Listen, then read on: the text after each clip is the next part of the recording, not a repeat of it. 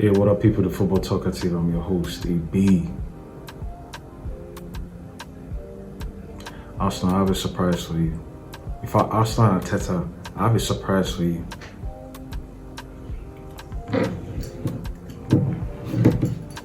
You see this right here? This right here. This is what I like to call Mr. Do-Good. Old school Mr. Do-Good. You understand? I like to introduce you guys to Mr. Do-Good. So Arsenal, just sit right there for me, bro.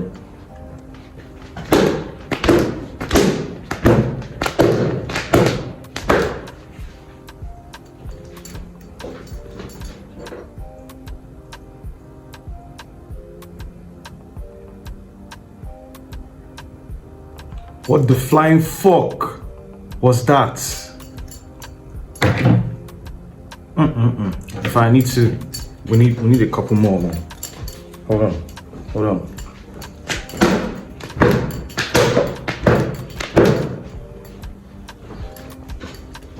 That's what you get.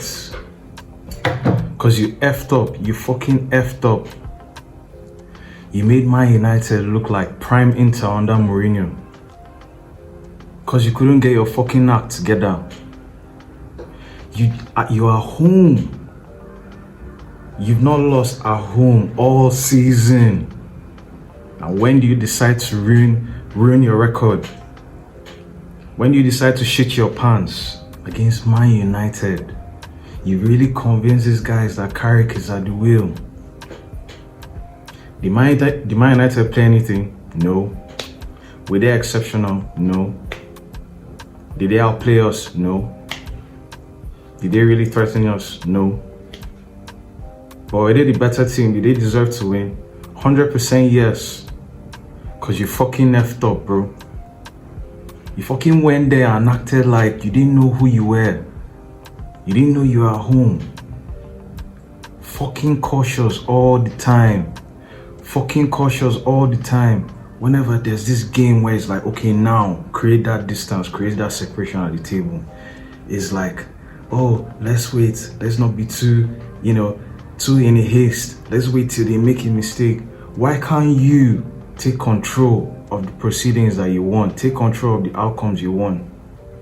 If you want to put daylight between you and City, why does everybody else have to drop points for you? Make them drop the points yourself. What the fuck was that? Errors everywhere. And I don't want to see anybody come to talk about no personal. I don't want to hear anything about Odegaard, Gyökeres, or this one, that one. Use your fucking brain. People were fucking screwing up around the pitch. It's an approach thing. It's an attitude and mentality thing. You have the by far better squad depth and all these other bullshits. Better team, better players, more informed. You just beat Inter the weekend. I wore this jersey when we beat Chelsea. You understand? Smashed Chelsea at Stamford Bridge. I was here with my big mouth. I was supposed to come up here with this jersey and be like, yo, United got reminded they are no one, they are nobody. Carrick who? But look at me now. Look at me now. In my own jersey, this beautiful jersey, just looking like an idiot. Because of all these fucking players, bro. All these fucking players. Zubimendi, what the fuck, bro? Oh, Jesus Christ. This dude, under no pressure, decided that he had to play this one-time pass and literally gave a through ball to Mbemu.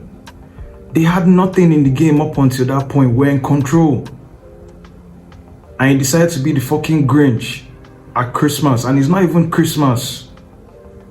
Why were you not passing out gifts?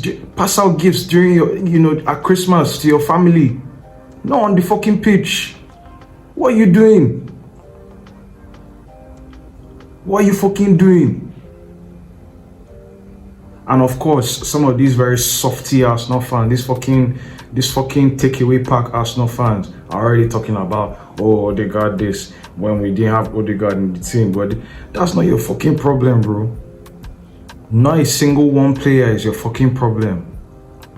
The problem that team has is attitude, mentality, and part of it, the big part of it is the manager as well. Because in that team, there are no proven winners. There are no serial winners, there are no proven winners, whether individually or in their previous teams. The manager himself is not a proven winner. So there's a mental block. Do you think someone like Pep, someone like Klopp is approaching that game like that? No, because these guys have already been there, done that. And they're already set in their mind that they can take certain risks at very key points in the season, and they can live with it if they lose or whatever. And they rather take as much control in their hands in deciding where they'll be in the table versus trying to be cautionary and hope that these people drop points here and everything. Everybody at Arsenal, fans, players, staff, the coach, they have a mental block because of past disappointment, Wenger days and all of that. That performance was not even, as far as I'm concerned, they didn't even fucking play that game.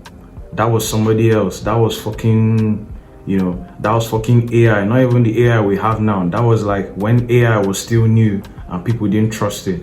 That's what those fucking players did yesterday. Because I don't understand. In that first half, United didn't even have a shot on target.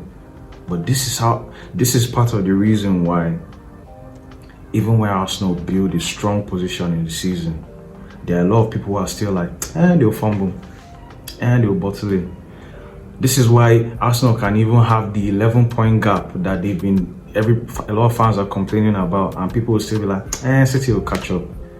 Even though there's a weakened City, even though this season City is weak, Liverpool is weak, United, still wondering about wherever they are, Tottenham nowhere to be found, even Villa that were looking like, they might be serious, they're falling off, Chelsea are falling off, and still people doubt Arsenal.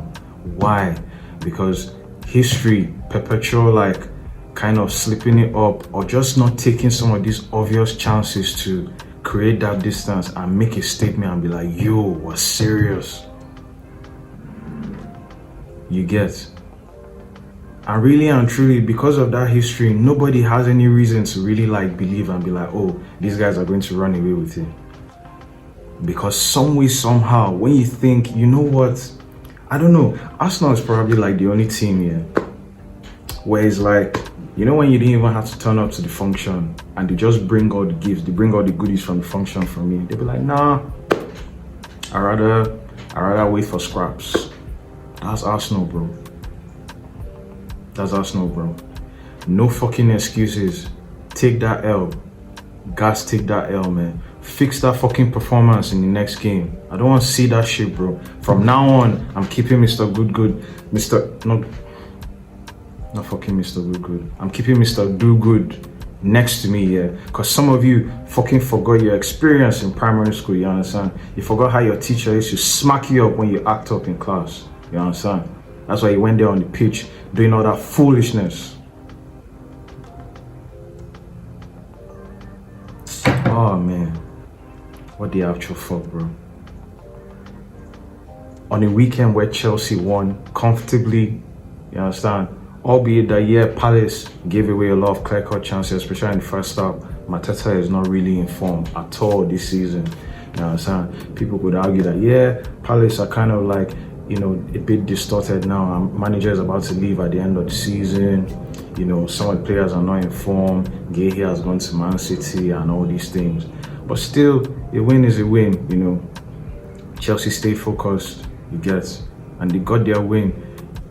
It seemed like Rosinero tried to approach the game from an away perspective, you get, where Chelsea didn't really go out there to explore and really dominate.